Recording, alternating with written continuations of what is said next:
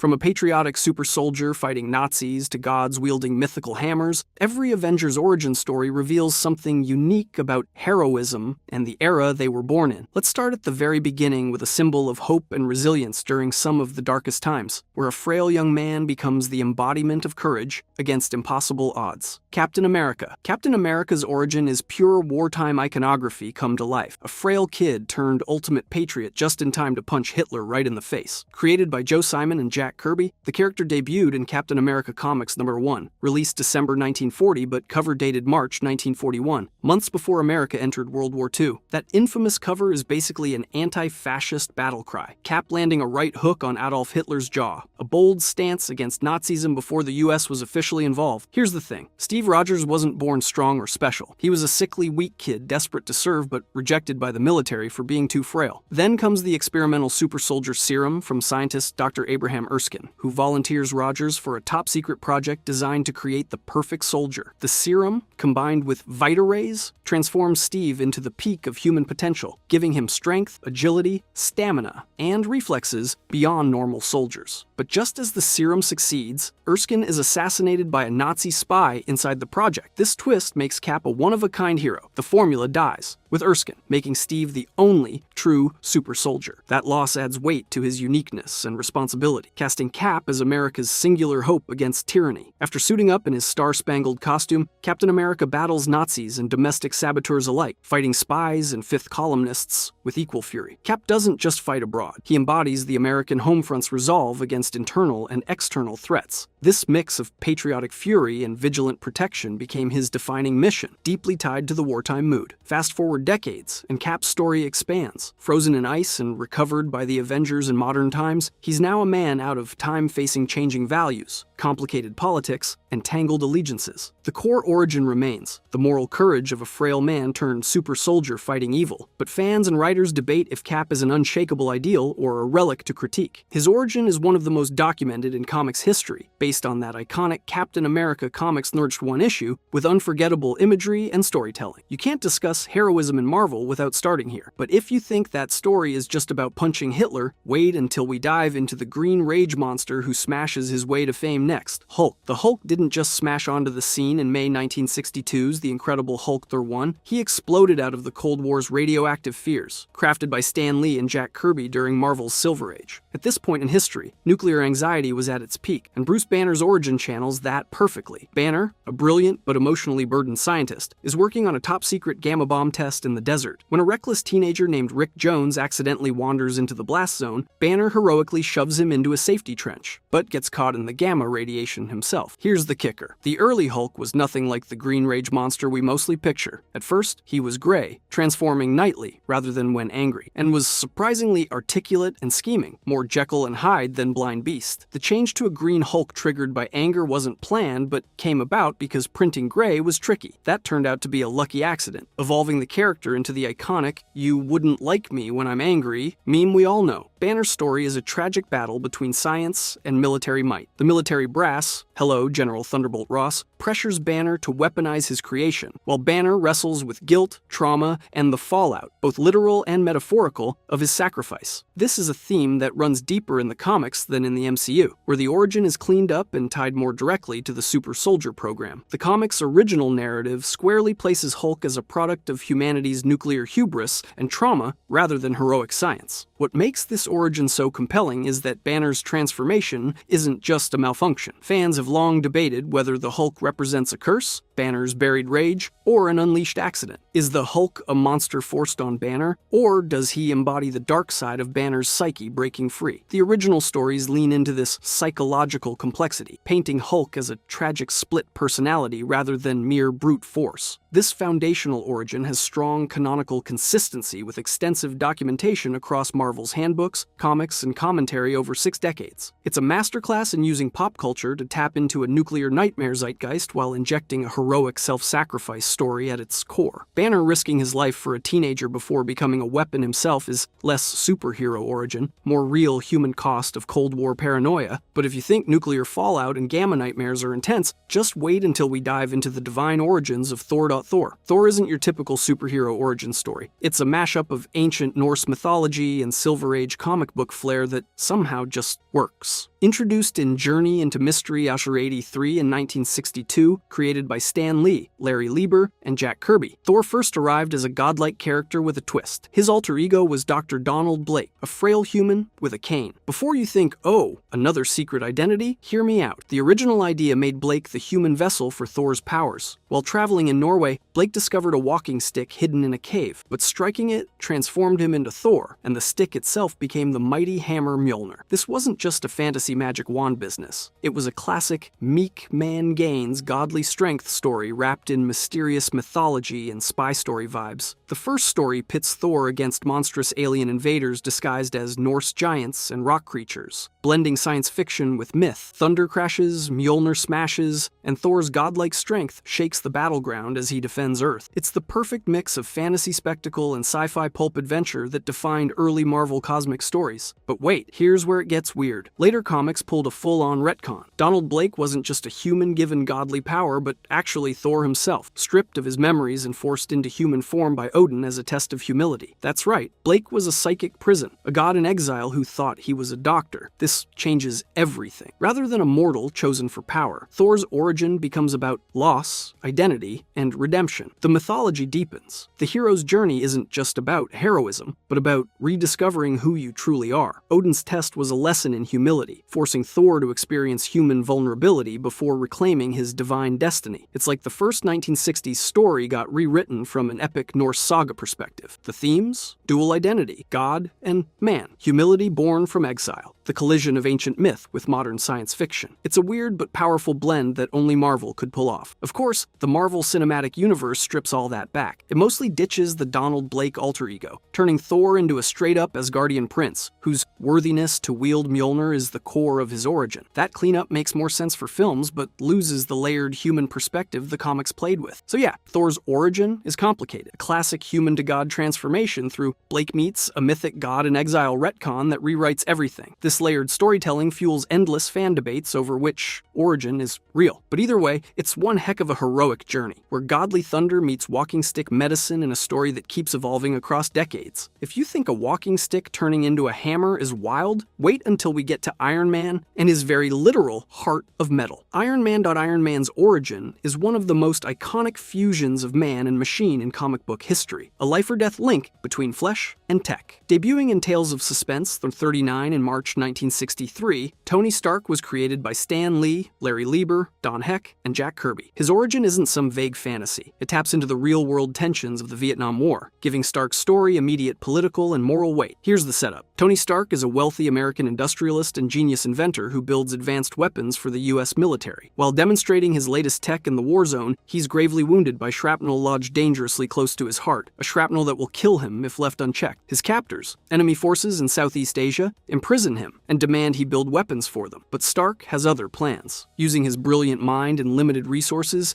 he designs a bulky, gray-powered armor suit with an electromagnetic chest plate acting as a high-tech pacemaker to keep his heart beating. This chest device literally sustains his life, giving the armor an urgent purpose beyond combat. His escape from captivity thanks to this suit turns him from a detached weapons manufacturer into a superhero forced to face the cost of his creations. The armor didn't stay bulky and gray for long. Within a few issues, it evolved into the sleek red and gold design we all recognize, symbolizing both tech leaps in the Marvel Universe and Tony's transformation from corporate magnate to armored hero. This evolution mirrors the 1960s fascination with miniaturization, transistor tech, and personal electronics. Tony's armor is the deadly cocktail of science fiction and emerging consumer tech. But here's the kicker. Iron Man's origin isn't just a flashy tech upgrade story. It drips with moral guilt and complexity. Stark's identity as a weapons manufacturer profiting from global conflicts haunts every story. His reliance on tech to keep himself alive isn't glamorous. It's a constant reminder of his fragility and the fallout of his family business. Instead of a simple, good guy with a cool suit, Tony is forever burdened by how his inventions fuel violence and how dependent he is on machines to survive. This tension between man and machine, creator and creation, drives much of Iron Man's story and defines him far more than armor's firepower. The failing heart, the constant need to upgrade or patch his life support system, and the ethical weight of arms manufacturing thread through decades of storytelling. Marvel keeps this origin alive by updating settings and medical details as the real world changes. The Vietnam War framing shifts to unnamed Southeast Asian conflicts or Afghanistan in recent adaptations to keep Stark's ordeal plausible. Meanwhile, his heart vulnerability invulnerability never disappears, sometimes replaced by artificial or arc reactor implants, but always central to his identity as a physically fragile hero. Fans often overlook this survivor angle, focusing on the shiny suit and Stark's billionaire charm. But Iron Man is not just a flashy spectacle. He's a man wired to a lethal suit to keep death at bay. His genius, both his blessing and his curse. Tony Stark's origin is packed with ethical and mechanical symbolism that still resonates. His transformation isn't just escaping captivity. It's the irony of a weapons magnate haunted by his own invention's consequences. Life and death, man and machine, guilt and redemption, all baked in, none aged out. If you thought surviving a proxy war with armor was wild, wait till you meet the deadly spy complicating Stark's world, Black Widow. Black Widow's origin isn't about a sudden explosion of superpowers or a cosmic accident. It's a slow-burn story of survival, espionage, and moral ambiguity during the Cold War. Debuting in 1964's Tales of Suspense number 52, created by Stan Lee, Don Rico, and Don Heck, she kicked off as a Soviet spy antagonist sent to sabotage Iron Man. She wasn't a costume superhero at first, but a glamorous, morally ambiguous figure using seduction and espionage to survive and complete her missions. Before you picture a typical superpowered Avenger origin, hear me out. Black Widow's powers aren't explicit superhuman abilities. Instead, her strength comes from brutal conditioning, psychological manipulation, and subtle enhancements through the secretive Red Room training facility and the Black Widow Ops program. This wasn't a magic serum or radioactive accident. It was more like a dystopian boot camp that turned young girls into deadly agents through intense physical training, mental control, and experimentation. Her journey began in the shadows. The Red Room was notorious for its ruthless methods: mass killings of KGB recruits, endless psychological conditioning, and weaponized espionage skills. Natasha Romanova was forged in this crucible, not born as a superhero. She learned to be physically peak human, mastering martial arts, marksmanship, infiltration, and language fluency, all to serve the Soviet state. But here's where it gets complicated. Black Widow's origin is less a single aha moment, and more a lifelong grind of survival, manipulation, and questioning where her true loyalties lie. Unlike the obvious transformations of Captain America or Iron Man, Natasha's evolution into a hero is gradual and internal. Over decades, she defects from the Soviet regime and edges toward the West, joining the Avengers and adopting the sleek black bodysuit and wrist-mounted Widow's Bite blasters that became icons of her identity. Her story is more about reclaiming agency from a dark past than gaining flashy powers. Fans often mix up her subtle physical enhancements and slowed aging, thanks to experimental treatments, with outright super serum-style powers. That's partly because the MCU leaned into a more straightforward, power-granting origin tied to the Red Room, which oversimplifies decades of patchy comic book history. The truth is, her abilities come from a careful blend of peak human conditioning and psychological control, not overt superhuman strength or invulnerability. Her origin carries the weight of Cold War moral gray zones. She's a spy shaped by propaganda and utilitarian ruthlessness, yet evolves into a complex protagonist wrestling with loyalty, guilt, and identity. There's debate among fans and critics about whether her early portrayals leaned too heavily into the femme fatale trope designed by male creators, or if later stories successfully reclaimed her as a nuanced character with her own motivations. Details about her backstory are scattered across many storylines rather than contained in a single origin issue, making her origin feel fluid and sometimes contradictory. But that's part of her appeal. A figure living in the shades of gray rather than stark black or white. So here's the takeaway. Black Widow's origin is not a dramatic, single-event power origin like most Avengers. It's a lifelong saga of psychological conditioning, Cold War espionage, brutal training, and a slow-burning transformation from pawn to player. That human struggle is what defines her far more than any specific superpower. If you think surviving and outsmarting death squads makes for a dull origin, wait until you hear about the guy with the bow who started life in a carnival. Hawkeye. Hawkeye is the ultimate example of an ordinary human standing shoulder to shoulder with gods and superpowered beings, and that makes his origin surprisingly relatable and messy. Introduced in Tales of Suspense, number 57 in 1964 by Stan Lee and Don Heck, Clint Barton didn't start as a hero. Nope, he was a villainous archer, a carnival performer with no powers who only later found his way to the heroic side. Before you write him off as just a glorified Robin Hood with better aim, hear me out. His origin is grounded, scrappy, and emotionally charged in a way none of those cosmic heroes can match. Clint grew up as a circus marksman, learning archery through skill and relentless practice. No super serum, exotic heritage, or Stark tech. His first moments in the spotlight had him inspired by Iron Man's heroics, but quickly things went sideways. The public and the cops misjudged him, mistaking his attempts at help for crimes. This sparked a downward spiral where Black Widow, still a Soviet spy back then, exploited Clint's frustration, loneliness, and feelings for Natasha to recruit him for villainous missions against Iron Man. Talk about a rough welcome. But here's where it gets interesting. Hawkeye isn't just a flashy archer with trick arrows. He's a symbol of redemption and grit. Unlike heroes powered by accidents or alien bloodlines, Clint's prowess is pure human, built from sweat, nerves, and a bowstring. His vulnerabilities, no super strength, no invulnerability, make him the ultimate underdog surrounded by gods and monsters. That contrast is a storytelling goldmine, exploring human limits and grit in a world that forgets what it means to be just a guy. Fans have tracked his struggles with injury and aging, including his canonical hearing loss, which adds both pathos and humor. He can shoot an arrow through a 10-foot wall, but can't always hear the team yelling. Over time, Clint dropped his villainous past, broke free from Black Widow's Soviet strings, and became a key Avenger, even leading the team for a while. His straightforward origin anchors him in Marvel's human mythology. No flashy cosmic powers, no tech wizardry, just raw talent, good intentions, and the classic underdog spirit. His charisma keeps him standing proud next to Thor's hammer and Iron Man's armor. That said, here's a twist in fan perception fueled by the MCU. The movies show Hawkeye as a SHIELD agent with formal espionage training and a family man, which makes people assume the comics gave him a sleek secret agent origin too. They did not. Comics Clint is scruffier, less polished, more a product of chance and stubborn street smarts. Different vibe, no less heroic. Here's the thing. Hawkeye's story isn't about flashy powers or secret origin labs. It's about a flawed, earnest human becoming a hero through mistakes, bad choices, and raw determination. The idea that a regular guy can master a skill enough to fight gods still resonates decades later and reminds us heroism is as much about trying as it is powers. If you thought human heart and steady aim were out of place in a world of vibranium and magic, Clint Barton proves you wrong. But if Hawkeye's grounded origin hits you, get ready for the royal grandeur of the next legend, the King of Wakanda, Black Panther. Black Panther isn't just another Avenger origin story. He's a milestone, first appearing in Fantastic Four #52, July 1966. Created by Stan Lee and Jack Kirby, T'Challa holds the distinction of being the very first black superhero in mainstream American comics. And this was no accident or afterthought. His debut came right in the heart of the civil rights movement, when representation mattered more than ever. Wakanda, his homeland, wasn't some backwater stereotype of Africa. Instead, it was a secret, ultra-advanced African nation with technology beyond anything else on Earth, all powered by the fictional metal vibranium. That vision alone challenged every assumption about Africa in comics at the time. Let me explain. T'Challa inherits the Black Panther mantle through a blend of royal lineage and mystical ritual. It's not some accidental origin or power blast. It's deeply tied to Wakanda's political structures and cultural legacy. The pivotal ritual involves the heart-shaped herb, a Wakandan plant that, when consumed, grants enhanced strength, agility, and heightened senses. This connects the spiritual, the genetic, and the technological, embodying a uniquely African kind of superheroism grounded in responsibility and heritage, rather than random chance or science experiments. Before you dismiss it as just a superhero story wrapped in fancy costumes, consider how radical this was. Black Panther was conceived during an era when racial tensions ran high, and mainstream media largely erased or stereotyped black characters. His presence as a noble king, a genius inventor, and a protector of his people broke norms. Wakanda itself functions as an early example of Afrofuturism, imagining an Africa unscarred by colonization and rich in scientific achievement and cultural pride. But here's where it gets weird. There's been some controversy about exactly who created Black Panther. Both Stan Lee and Jack Kirby have, at different times, claimed the primary creation credit. This dispute isn't just industry gossip. It highlights how collaborative and sometimes messy superhero origins can be, especially for characters so significant to social progress. It also shows how much Black Panther's cultural weight pushed creators to stake their claim on his legacy. The Black Panther origin in the comics is lean when it comes to explicit ritual details in that first 1966 appearance. Wakanda and its vibranium are introduced. T'Challa is the successor to his father T'Chaka, and he quickly proves himself in trials. But much of what we now consider iconic, the heart-shaped herb ceremony, the ancestral plane, Wakanda Wakanda's isolationist policies, were developed over decades through countless writers expanding the mythology. That expansion has only deepened the character's themes of kingship, duty, and cultural identity. Contrast this with the MCU's take, where the origin is simplified but amplified in emotional resonance. The ancestral plane as a mystical realm, Wakanda's political intrigue, and T'Challa's internal struggle between tradition and modernity all get more screen time, filling in gaps that the original funny pages barely touched. The MCU also leans harder into Wakanda's isolationism and advanced tech as central plot points, which weren't fully fleshed out in 1966. Finally, Black Panther's origin is much more than powers and battles. It's a political and cultural statement that resonates in real-world discussions about representation and Black empowerment. Fans have debated everything from Wakanda's allegorical significance to the parallels and differences with the Black Panther Party movement that formed around the same time. These conversations show that T'Challa's origin is alive and evolving, symbolizing not only a superhero's beginnings, but a broader legacy tied to identity, resistance, and pride. So yes, Black Panther's origin stands out as a groundbreaking moment of cultural reimagining wrapped in royal and spiritual dimensions, framing him as a king first, superhero second, a mantle of responsibility, heritage, and a vision of African excellence few comics dared to imagine back in 1966. But if you think the legacy here is powerful, wait until we dive into the cosmic-level origin of Captain Marvel next. Captain Marvel. Carol Danvers didn't start out as the cosmic powerhouse we know today. She first appeared in Marvel Superheroes 1013 back in 1968, introduced as Major Carol Danvers, a no-nonsense, tough-as-nails Air Force officer created by Roy Thomas and Gene Colan. At the time, she was basically the military's finest, working closely alongside the original Captain Marvel, Marvel, a Kree alien spy disguised as Dr. Walter Lawson. Her role was straightforward, a human caught up in alien affairs, a supporting character who brought grit and determination but had zero superpowers or cosmic destiny. She wasn't Avengers level yet, just a pilot with guts. Before you roll your eyes, hear me out. This humble military start is actually critical in understanding her entire character arc. It sets the stage for decades of evolution from elite soldier to hybrid superhero who literally bridges two worlds, the human and the alien. Carol's life changes dramatically after a Kree psyche magnetron explodes, fusing her DNA with Marvel's and transforming her into Ms. Marvel. Suddenly, she's no longer just a pilot. She's a Kree-human hybrid wielding flight, super strength, and devastating energy blasts called photons. That device was more than just sci-fi tech. It's Marvel's clever metaphor blending raw human determination with alien biology, representing identity struggles, empowerment, and feeling caught between two realities. Ms. Marvel's costume, powers, and storylines from the 70s through the 2000s take Carol on an emotional roller coaster ride. These decades see her shift from a military tough gal to a deeply iconic superhero, navigating everything from brutal cosmic wars with Kree and Skrull empires to grounded earthbound crises like battling crime lords and personal trauma. But throughout it all, she never truly shakes her roots as a soldier and protector. That duality, fighter pilot and superhuman powerhouse, makes her story layered and compelling, especially as she eventually steps up to inherit the Captain Marvel mantle in the 2010s. It's a saga about growth, resilience, and owning your identity. Now here's where things get tricky. The Captain Marvel name originally belonged to Mar-Vell, that male Kree warrior who arrived in comics years before Carol's debut. Fans have endlessly debated who the real Captain Marvel is. Is Carol just living Mar-Vell's legacy? Or did she completely eclipse it to become the definitive bearer of the title? And what about her long years as Ms. Marvel? Should those be seen as a wholly separate origin? Or just parts of a continuous personal evolution? The comic timeline is a tangled mess, layered with retcons, crossovers, and reboots that have repeatedly reimagined Carol's path. So much so that some versions contradict each other, but the core themes remain constant. Add to that the Marvel Cinematic Universe's take on Captain Marvel, which reshapes her origin in ways that confuse viewers unfamiliar with the comics. The MCU jumps from Air Force Major to Captain Marvel in one explosive leap, powered by a lightspeed engine accident rather than a psyche magnetron. Mar-Vell is recast as a female scientist mentor called Dr. Wendy Lawson, instead of a male alien warrior. This condenses and dramatically alters decades of comic history into a single cinematic origin moment. As a result, many fans falsely assume this is the definitive beginning, overlooking Carol's sprawling, layered comic book backstory packed with decades of emotional depth and transformation. The evidence for Carol's comic origin is overwhelming, but scattered across years and storylines. She begins as a guest character in military-based tales, then gains full powers through an alien DNA fusion accident. Later writers inject emotional trauma, cosmic quests, and key superhero superhero team-ups that deepen her identity even further. Her journey explores intensely relevant themes today: female empowerment in a male-dominated world, navigating hybrid identity caught between alien and human culture, the burden and honor of living a legendary legacy, and transformation through sheer resilience. It's a narrative fit for the hero she becomes. Carol's eventual official adoption of the Captain Marvel title is a crowning moment, both an in-universe tribute to Marvel's sacrifice and a meta-statement about elevating a female superhero into Marvel's cosmic pantheon. It closes this long chronological saga with a powerful symbol of strength, legacy, and self-definition. From Air Force Major with no powers to interstellar heroine who commands galaxies, Captain Marvel's origin reflects more than just a character's growth. It mirrors big changes in the cultural and creative landscape of comic books, showing how comics adapt to include stronger, more complex female heroes for new generations. If you enjoyed this video and want to see more, click the video on the screen now.